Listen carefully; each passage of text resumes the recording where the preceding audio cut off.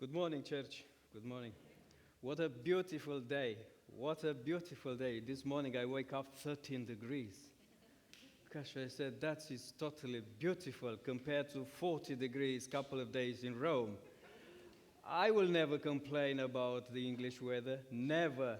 This is my favorite, I promise you. So we are this morning here for the presence of God. I do love the prayer that Leslie did this morning.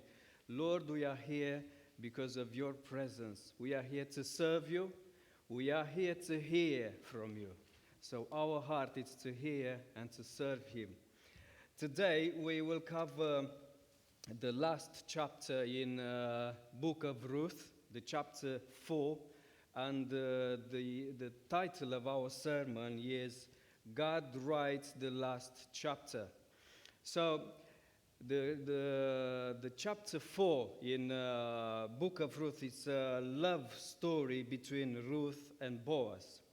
We will go to see together this morning 3 points. And the first one will be when God breaks his silence. The second one, God may bless you beyond your expectations. The third one is when God gives you more than you can handle. Before going through, I would like to share with you a story which happened to us some time ago. So a few years ago, from Italy, we moved to UK. And after a couple of months, just a couple of months we reached UK, we received a letter, a green recycled letter from HRMC. So that letter that you never want to receive it. That letter that you don't want to read it, to see it. Anyway, we were in a process to settle our family. We opened the letter, and the letter clearly stated that Karina, my sweet wife, needs to leave the country in less than 2 weeks. We were devastated. On one hand, we have the vision, the promise of God. You will go in UK. You will be there. I will be with you. I will guide you. I will lead you. We found open doors, and we understood that is the plan, that is God's plan for us, and we will move. How is possible now this mountain in front of us, this obstacle? Lord, you promised. You said you will be there and I will be with you. Some people were suggesting us, you might need to follow HR instruction. This will be hard. But some others say you might appeal to court and you might see the next steps. So we did so. We appealed to the court and we won. And the judge said, Karina can stay here, she can work, she can stay with her family. What a blessing. What a blessing. What I have learned from this is the fact that the circumstances, the appearance might show you only for a certain period, a small part of the project, and might not be the final decision. You might be lost thinking that everything is wrong, and no one to listen to you, and no purpose left to you. But I believe that the last chapter, the final decision, God is still working on it. His final blessings on that difficult path in your life, he is still writing for you. We thought we are devastated, but just was the first step where God was still writing our final chapter. So you see how great God is. As I said, the first point is when God breaks his silence. Verses from 1 till 10. I will read the verses with you. Meanwhile, Boaz went up to the town gate and sat down there just as the guardian redeemer he had mentioned came along. Boaz said, "Come over here, my friend, and sit down." So he went over and sat down. Boaz took 10 of the elders of the town and said, "Sit here." And they did so. Then he said to the guardian redeemer, "Naomi, who has come back from Moab, is selling the piece of land that belonged to our relative Elimelech. I thought I should bring the matter to your attention and suggest that you buy it in the presence of this seated here and in the presence of the elders of my people. If you will redeem it, do so. But if you will not, tell me, so I will know. For no one has the right to do except you, and I am next in line." "I will redeem it," he said. Then Boaz said, "On the day you buy the land from Naomi, you also acquire Ruth, the Moabite, the dead man's widow, in order to maintain the name of the dead with his property." At this, the guardian redeemer said, "Then I cannot redeem it, because I might endanger my own estate. You redeem it yourself. I cannot do it." Now, in earlier times in Israel, for the redemption and transfer of property to become final, one party took off his sandal and gave it to the other. This was the method of legalization transactions in Israel. So the guardian redeemer said to Boaz, "Buy it yourself," and he removed his sandal. Then Boaz announced to the elders and all the people, "Today you are witnesses that I have bought from Naomi all the property of Elimelech, Kilian, and Mahlon. I have also acquired Ruth the Moabite, Mahlon's widow, as my wife, in order to maintain the name of the dead with his property, so that his name will not disappear from among his family or from his hometown. Today you are witnesses." In the first 3 chapters, it might appear that in all this mess, God did not make a move. Could appear that no intention to change those circumstances. But the first move, when God breaks the silence, is the preparation.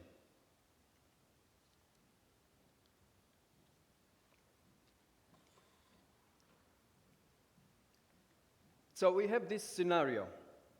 Boaz loves Ruth, and Ruth loves Boaz. And the next step is to make a family. The next step is to live together, have children, have a house, Boaz to take care of Ruth, and have a house together. But there is a problem. There is a big, big problem. There is another man, another person with the right to redeem Ruth before Boaz. And this poses a significant problem. From the beginning, we can say that Boaz was a man of an action. When he made up his mind to get something done, he didn't waste his time. That's why he went to the gate of the city and sat down. Now, don't think of the gate as just an opening in a fence. It's much more than that. Every town in that time of any size had a protective wall around, and a small village might have only one gate for entering and living. This was the situation in ancient Bethlehem. The gate was the heart of the town, much more like Main Street is today. Farmers, merchants, and visitors all passed through the gate. It was a place for doing businesses and settling disputes. The town elders gathered there because they were often called upon to act as legal witnesses. In this story, Boaz needs 10 men to witness his attempt to redeem Naomi's land and to marry Ruth. But as I've said, there is a problem. A closer relative to Elimelech has the first right to redeem the land. Boaz has to make a legitimate offer and hope that relative turns it down. To do this legally, Boaz needs witnesses and he needs to go to the gate.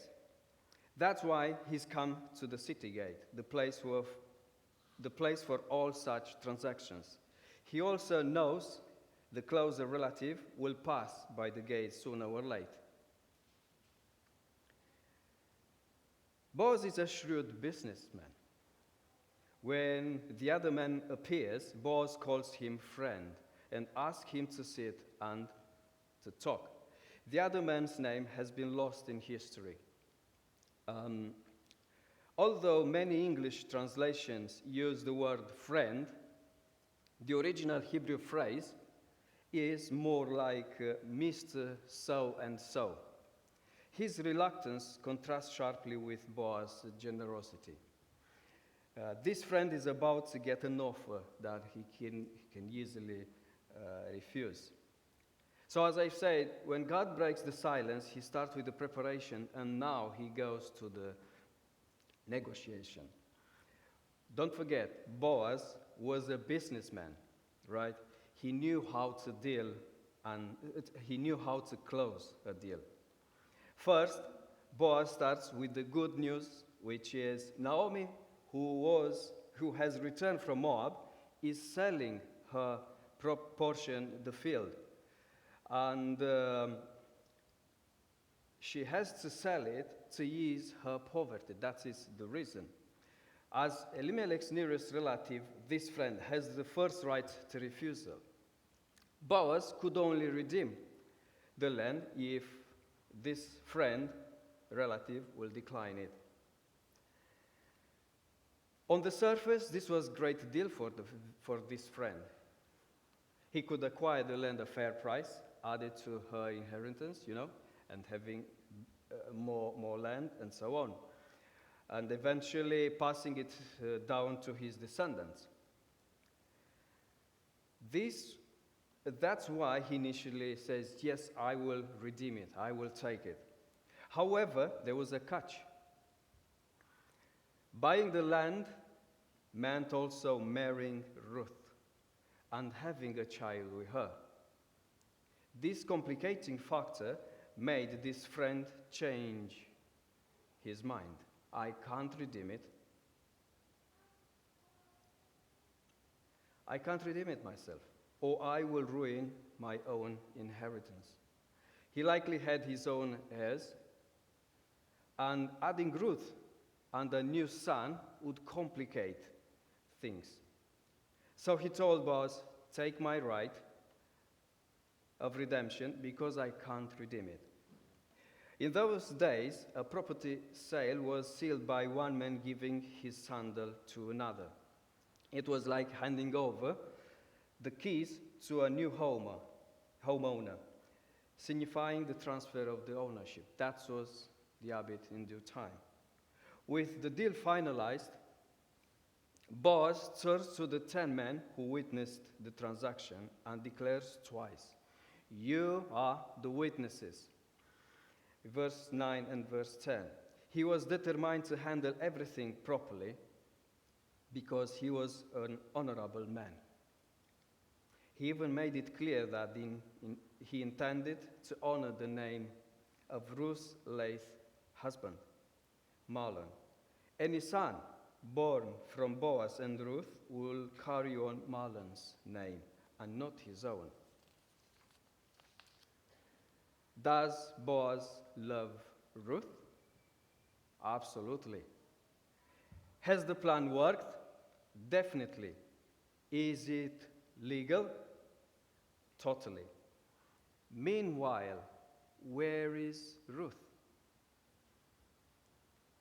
She is at home with Naomi, unaware of the events unfolding at the city gate.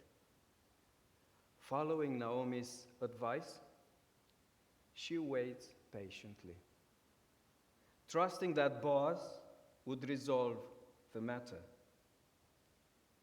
Did she pray for him? We can't be sure. But it's likely she did. Naomi was certainly praying too. Regardless of the outcome at the gate, this would be Ruth's last day as a single woman. She would soon become the wife either Boaz or this friend. Boaz stands out as a man of action and integrity. He doesn't wait for things to happen. He takes the initiative and presents the matter cleverly, leading this friend to first agree and then decline. He ensures there are multiple public witnesses once the deal is done. What a good man he was. What a mess we have had before. He wanted to marry Ruth, but then was an obstacle in the middle. God can take a hopeless situation and turn it to something glorious. When everything seems to be locked, all appears to be lost, no help, no support, I can assure you that is the moment when God breaks the silence and intervenes. He is on your side. And this will lead us to the next point. God may bless you beyond your expectations. What a blessing, what a joy those verses bring to us. I will read the verses 11 and 12. And they say, "Then the elders and all the people at the gate said, 'We are witnesses. May the Lord make the woman who is coming into your home like Rachel and Leah, who together build up the family of Israel. May you have standing in Ephrathah and be famous in Bethlehem. Through the offspring the Lord gives you by this young woman, may your family be like that of Perez, whom Tamar bore to Judah.'" What a prayer for these two guys.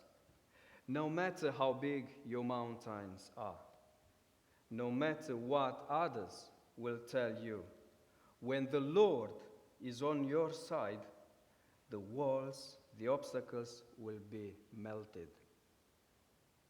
When the Lord is on your side, obstacles will disappear. If this were a modern wedding, the organ would start playing, and people will stand and cheer. Boaz has taken Ruth as his wife, even though she was not present. Can you believe that? In other words, these people proclaimed how God is great, opening the sea for you to walk, breaking walls to make way to you. So mess. First 3 chapters of Ruth, it's everything so mess. Bad things happen in a family. What something worse can happen more than this? But this was to show God's glory. So this 4th chapter, where is the love, describe the love between Boaz and Ruth, is how God started writing the last chapter in their life. The onlookers, including the 10 men, pronounced 3 blessings on Boaz and Ruth. This is really important. First, they asked God to make Ruth like Rachel and Leah, who gave birth to the sons of Jacob, the leaders of the 12 tribes. This is a prayer for Ruth to have children who will carry on the family name. The second, they pray for Boaz to prosper in Bethlehem. May you be powerful in Ephrathah, and your name well known in Bethlehem.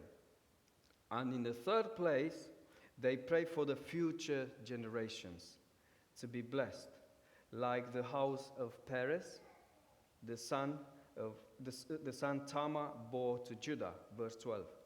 Despite its irregularity, Perez's lineage becomes significant within the tribe of Judah. Yet, in Ruth chapter 4, we witness good emerging from unexpected origin. It's like seeing a redeemer that God can bring forth something beautiful even from our messiest chapters. Some suggest we should gloss over Genesis chapter 38 in our teaching because of its messiness. But God specializes in redeeming our imperfections. Here, he orchestrates the story of a Moabite widow marrying a Jewish man. Together, they will have a son who becomes part of David's lineage, and we will see more of that. 1,000 years later, Jesus will be born into this lineage, tracing his ancestry through Perez, Boaz, and Ruth, all the way back to Abraham and David. It's a testament how God uses the most unlikely people and circumstances to fulfill his promises. I remember a few years ago, one pastor he was living in Calabria, South Italy, and he had a vision where to build his house. So he was looking where to build a house for his family, for his children. And he had in his vision this land, a specific land, and that was the place where God indicated him to build a house. Now he walked around, he was searching for this specific land. He managed to find. The issue was that land belongs to mafia. Well, that is God's project. So he followed God's project. He met the owner, he asked the price, the owner gave the price, he paid the price, he started building the house in there. Beautiful house. At the end he saw, oh, this is a nice house for my family, for my kids, perfect. But he started concerning about the children, abandoned children in the city. So he thought might be the case to give a home to those children. So start one by one to bring in his home, and the house become too small for this project. So now he started building more rooms in this house. And at a certain point he said, what about youth in the churches? They might need a place where to meet, to have a camping. So again, he built other rooms. Today, he can grab about 250 youth, 50 children in that house to have a meeting, to have camping, to enjoy and to give their life to Jesus. What was his initial project? A house for his family. What was God's project? So you can see, God blessed Ruth, God blessed Boaz, but not only themselves, the generations coming. God works today in the same measure as did with Boaz and Ruth. Can you see this in your life? No, I'm serious. Can you see this in your life? Because if you don't see it, you might need to change the glasses. You might be using the wrong color, which stopped you to see these blessings. Boaz and Ruth blessed not only themselves, but future generations, blessed too in God's project. This is a profound prophetic meaning, and this will lead us into the next point, third point, which is when God gives you more than you can handle. Verses 13 and 22. In other words, a broken heart is desperate for peace, healing, and comfort. And God is ready to give you much more than you asked. You never expected to be on that beautiful stage. Wanted to be in the first row to see the show. But God planned you to be part of the team acting on the stage. Think about this. I will read the text from 13 till 22. So Boaz took Ruth, and she became his wife. Then he went to her, and the Lord enabled her to conceive, and she gave birth to a son. The woman said to Naomi, "Praise be to the Lord, who this day has not left you without a kinsman redeemer. May he become famous throughout Israel.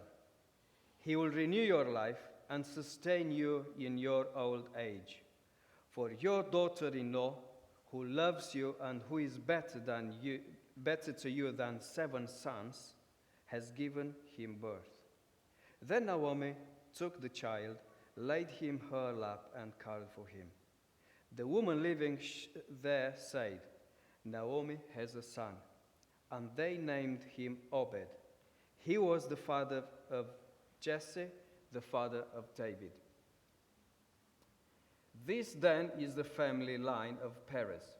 Perez was the father of Hezron, Hezron the father of Ram, Ram the father of Aminadab, Aminadab the father of Nahshon, Nahshon the father of Salmon, Salmon the father of Boaz, Boaz the father of Obed, Obed the father of Jesse, and Jesse the father of David.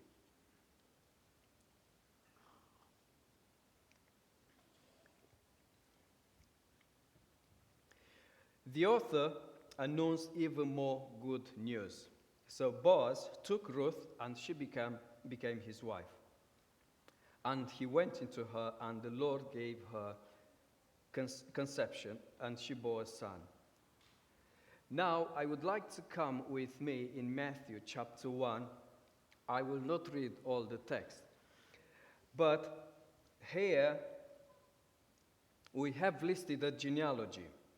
And in this context, Matthew lists 5 women: Tamar, Rahab, Ruth, Bathsheba, and Mary. Tamar, a full story we can read in Genesis chapter 38. First, Tamar loses her husband, just to give a little bit of frame. Loses her husband. Then she is rejected in the most humiliating way by Onan. Then Onan, her husband, dies, and Judah, the father of Onan, himself, in a very dishonest way, rejects her again, and she is sent away to live with her father. But Tamar refuses to take this. She sees that what Judah is doing, and she hatches a plan.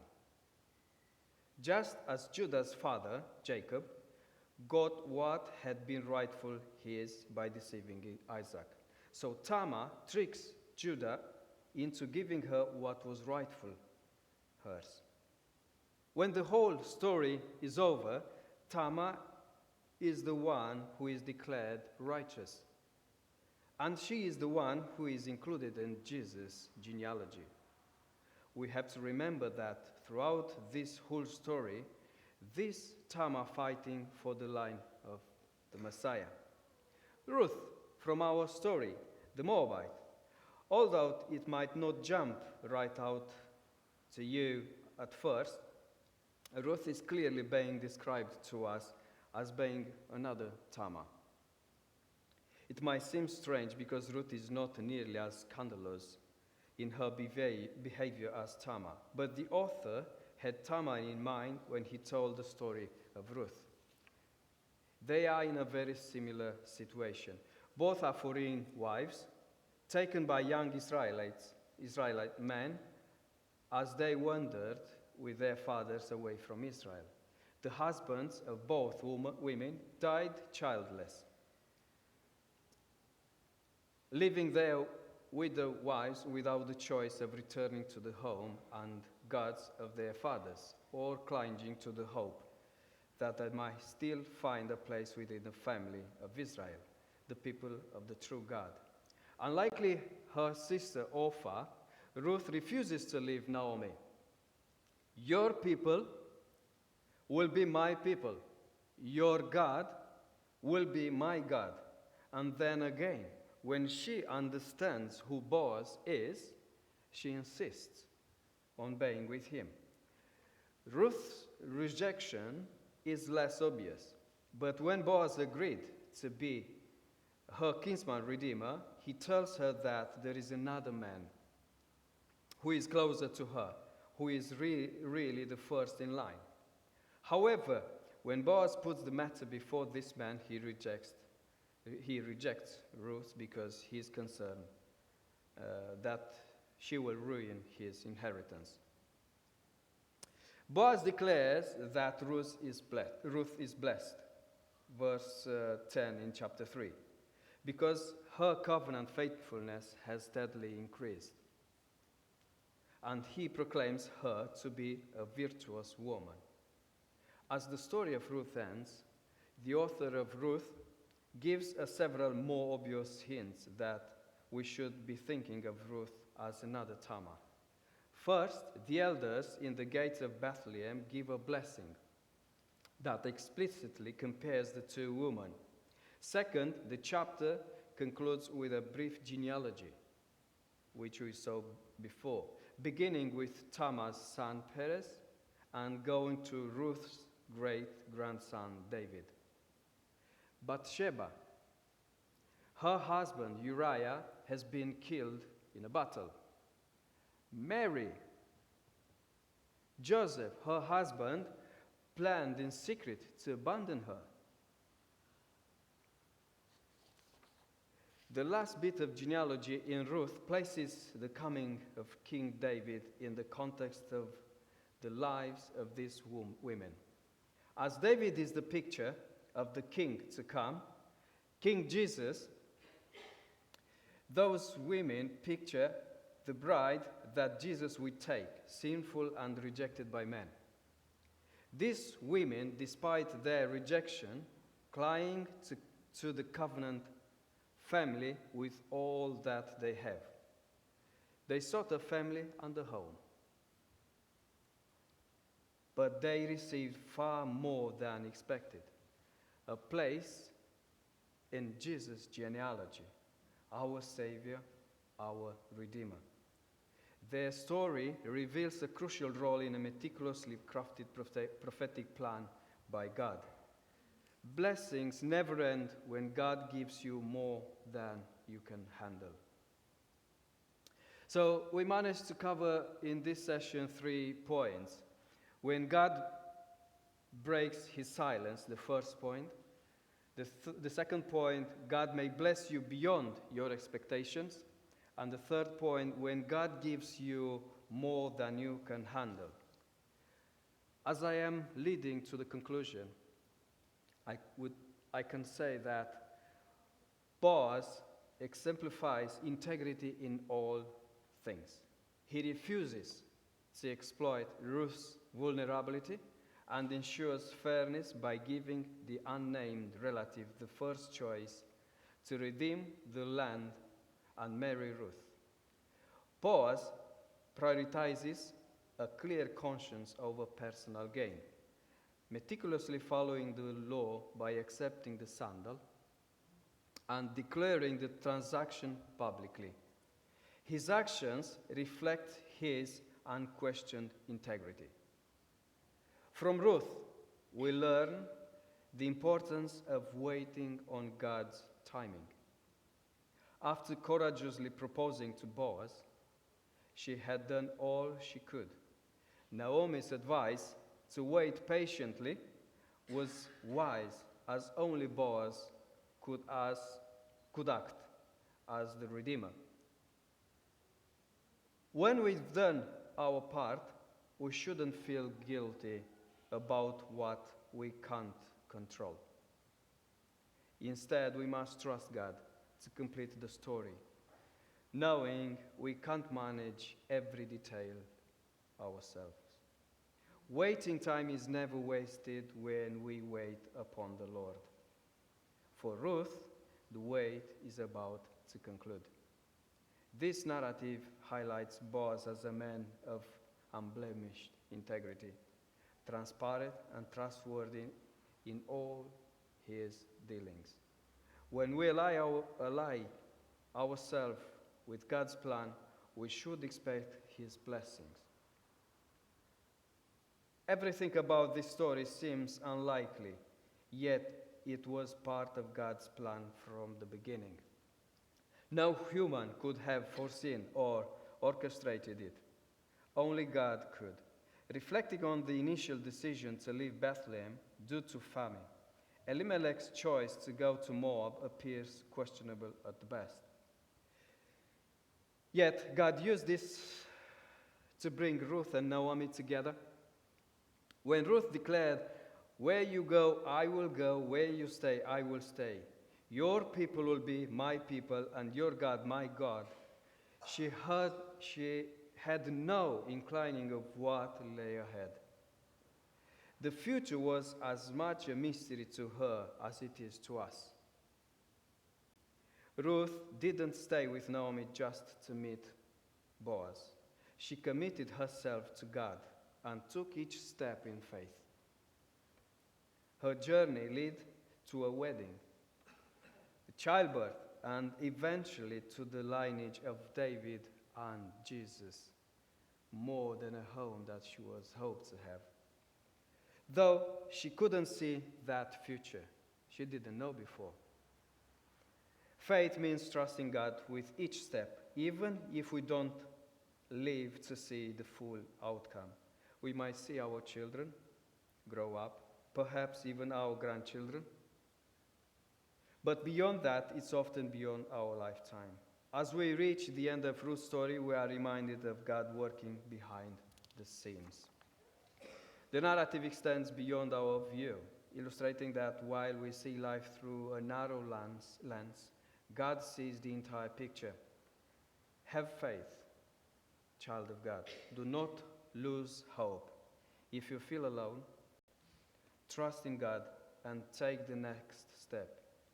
If your current situation is challenging, remember that you are not home yet, and God writes your final chapter. Amen.